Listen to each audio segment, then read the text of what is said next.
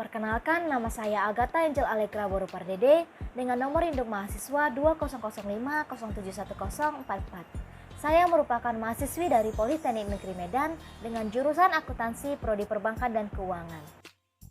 Di sini saya akan menjelaskan mengenai materi dari mata kuliah Manajemen Keuangan yang berjudul Investasi dalam Persediaan atau Inventory. Yang pertama, saya akan membahas mengenai pengertian dari investasi dalam persediaan. Investasi dalam persediaan atau inventory merupakan elemen utama dari modal kerja yang merupakan aktiva yang selalu dalam keadaan berputar, di mana secara terus-menerus mengalami perubahan. Dikatakan elemen utama modal kerja karena merupakan faktor penting dalam menentukan lancarnya suatu proses perusahaan. Pengertian persediaan tergantung pada jenis perusahaannya, apakah itu jenis perusahaan jasa, perusahaan manufaktur, ataupun perusahaan dagang. Di samping itu juga sifat dan wujud persediaan sangat bervariasi, tergantung pada sifat, jenis, atau bidang usaha perusahaan tersebut. Yang kedua, saya akan membahas mengenai jenis-jenis persediaan.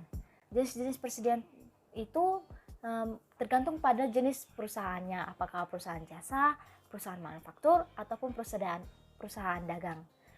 Sebagai contoh misalnya pada perusahaan jasa, yaitu bank, di mana bank tersebut jenis persediaannya yaitu kwitansi, buku, pulpen, kertas karbon, dan lain-lain. Sedangkan pada perusahaan dagang, jenis persediaannya adalah barang yang akan diperdagangkan.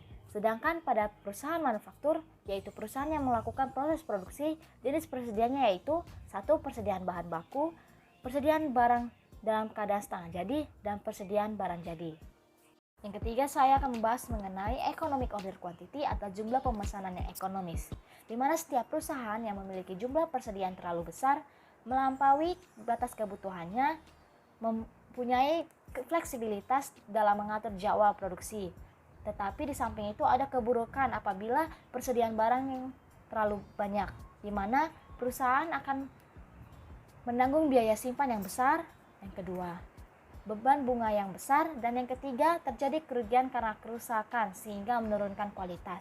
Tetapi di samping itu juga perusahaan akan menimbulkan masalah jika persediaannya juga terlalu sedikit, yaitu pertama, perusahaan tidak dapat bekerja dengan luas produksi yang optimal. Yang kedua, perusahaan tidak dapat memenuhi keinginan pelanggan apabila adanya pembelian secara tiba-tiba sehingga mengurangi keuntungan perusahaan.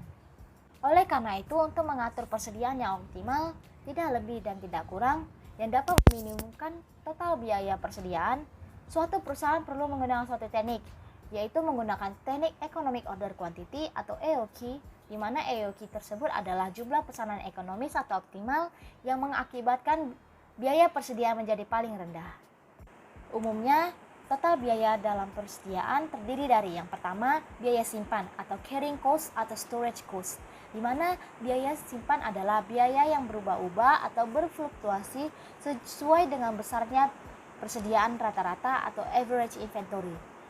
Biaya ini terdiri dari yang pertama, biaya sewa ruang gedung, yang kedua biaya pemeliharaan, yang ketiga biaya asuransi, dan yang keempat adalah biaya modal. Jenis yang kedua adalah biaya pesanan atau setup cost atau ordering cost, di mana biaya pesanan adalah biaya yang berubah-ubah sesuai dengan frekuensi dari pesanan. Biaya ini terdiri dari biaya selama proses persiapan pesanan, yang kedua biaya pengiriman pesanan, yang ketiga biaya penerimaan barang yang dipesan, dan yang keempat adalah biaya proses pembayaran. Rumus dari EOQ ialah akar dari 2 kali R kali O per C, di mana R itu adalah jumlah unit atau kebutuhan bahan baku selama periode 1 tahun atau 1 periode. Sedangkan O adalah biaya pesanan untuk setiap kali dipesan atau ordering cost, dan yang C adalah biaya penyimpanan persediaan atau carrying cost. Yang keempat, saya akan membahas mengenai reorder point dan safety stock. Reorder point itu sendiri adalah saat atau waktu tertentu perusahaan harus melakukan pemesanan bahan baku kembali, sehingga datangnya pesanan tersebut tepat dengan habisnya bahan baku yang dibeli.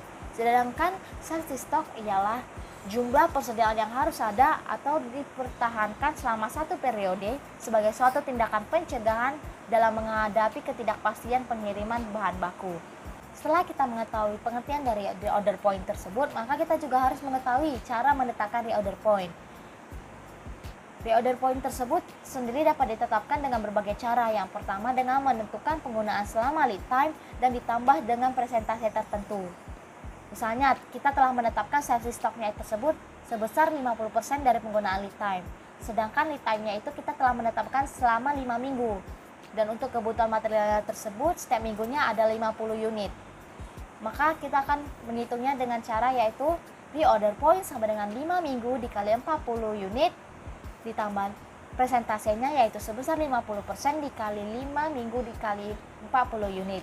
Maka kita akan mendapatkan hasil reorder point-nya yaitu sebesar 300 unit. Maka safety stock yang diperlukan selama 5 minggu yaitu adalah sebesar 300 unit. Kemudian cara yang kedua adalah dengan menetapkan penggunaan selama lead time dan ditambah penggunaan selama periode tertentu sebagai safety stock. Misalnya kita akan menggunakan kebutuhan selama 4 minggu. Kita juga akan menggunakan contoh seperti yang sebelumnya yaitu safety stocknya sebesar 50% dari penggunaan lead time dan kita juga telah menetapkan lead time-nya yaitu sebesar 5 minggu. Untuk mencari kebutuhannya selama 4 minggu itu kita harus menghitungnya dengan cara seperti 5 minggu dikali 40 unit ditambah 4 minggu dikali 40 unit. Maka kita akan mendapatkan hasil sebesar 360 unit untuk kebutuhan 4 minggu. Untuk kebutuhan safety stock selama 4 minggu. Yang kelima, saya akan membahas mengenai persediaan bahan mentah atau raw material inventory dan persediaan bahan jadi atau finished goods inventory. Untuk melangsungkan usahanya, suatu perusahaan merasakan perlunya persediaan bahan mentah, di mana besar kecilnya persediaan bahan mentah itu tersendiri dapat ditetapkan dengan berbagai faktor, yaitu pertama, volume yang dibutuhkan untuk melindungi jalannya perusahaan terhadap gangguan kehabisan persediaan yang akan dapat menghambat proses jalannya produksi. Yang kedua, volume produksi yang direncanakan, di mana volume produksi yang ditetapkan itu sendiri sangat bergantung dengan volume penjualan yang akan direncanakan. Yang ketiga, besarnya pembelian bahan mentah setiap kali pembelian untuk menggunakan biaya pembelian yang minimal. Yang keempat, estimasi tentang fluktuasi harga bahan mentah yang bersangkutan yang dimana waktu sewaktu akan mengalami peningkatan. Yang kelima, peraturan-peraturan pemerintah yang menyangkutkan persediaan material. Yang keenam, harga persediaan pembelian bahan mentah.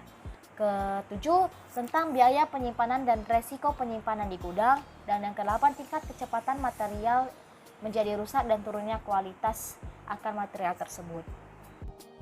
Yang terakhir, saya akan membahas mengenai biaya inventory. Untuk biaya inventory itu sendiri, setengahnya berasal dari biaya inventory yang bersifat variabel dan setengah lagi bersifat tetap. Di mana biaya inventory yang bersifat variabel merupakan biaya inventory yang karena adanya perubahan jumlah inventory yang ada di dalam gudang. Biaya tersebut akan naik jikalau kita meningkatkan jumlah persediaan yang kita simpan. Adapun jenis biaya ini yaitu merupakan bentuk biaya modal yang kita tanamkan dalam persediaan tersebut. Kemudian biaya asuransi persediaan dan kemudian adalah biaya atau upah kerja yang mengurusi persediaan yang ada di dalam gudang.